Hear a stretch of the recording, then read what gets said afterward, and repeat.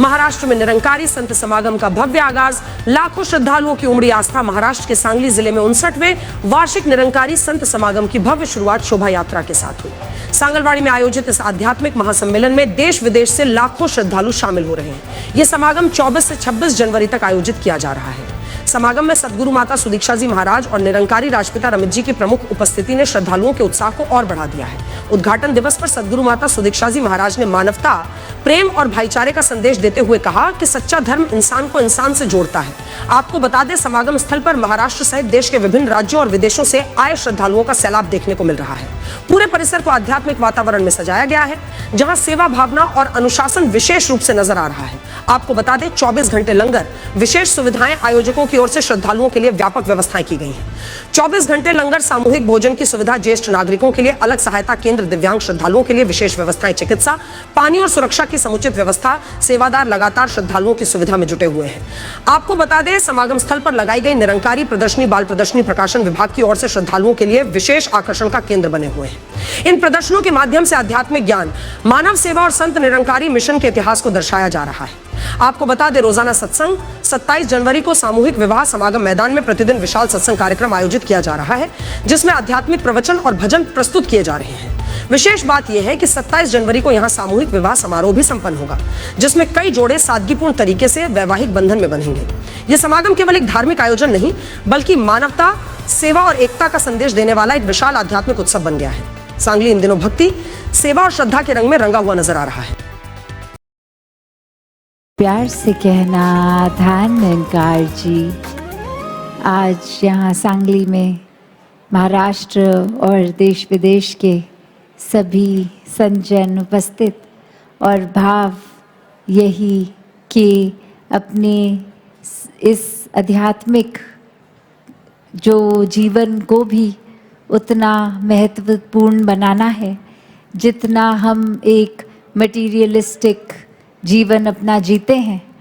और हर पल में, हर सांस में जब हम कोई भी अपना कर्तव्य, रिस्पॉन्सिबिलिटी निभा रहे हैं, उसमें भी अध्यात्म साथ ही एक शामिल कर लिया जाए और जीवन उस रूप में, ये जो आत्ममंथन, ये थीम कि कैसे एक खुद को हमेशा सेल्फ करेक्शन मोड पे रखकर, कि खुद को संवारते हुए अपने अंदर झांक के अपना एक खुद का सुधार, ना कि दूसरों की गलतियों को एक देखने की ज़रूरत, अपने आप को संवारें।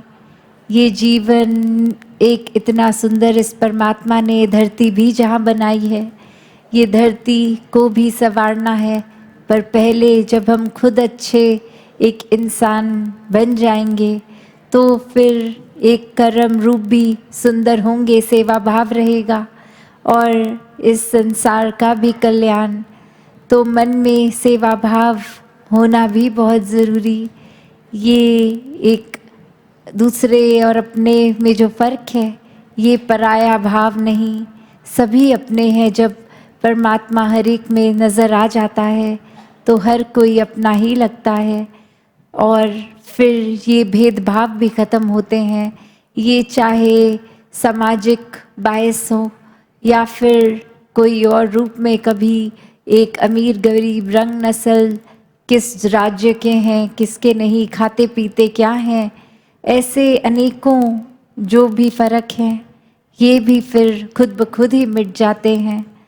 तो संसार में भी जहाँ महात्माओं ने, एक संतों ने शुरू से ही ये पैगाम दिया कि अपने जीवन को संवार लिया जाए, जीते जी ही मोक्ष को प्राप्त किया जाए, और उसी तरह फिर ये जीवन भी संतों के एक द्वारा संवारा जाता है।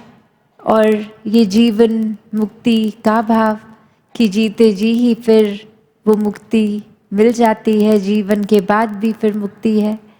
तो यही अरदास इस दातार से कि हर एक के जीवन में संतमति आए, वरना तो संसार में हर तरफ ही एक आग लगी हुई है। कोई ना कोई कारण से कोई मनों में एक नफ़रत है, एक एक्शंस भी उसी तरह जो दूसरों को चोट पहुंचाने वाले, तो उस श्रृंखला में हमारा नाम ना शामिल हो।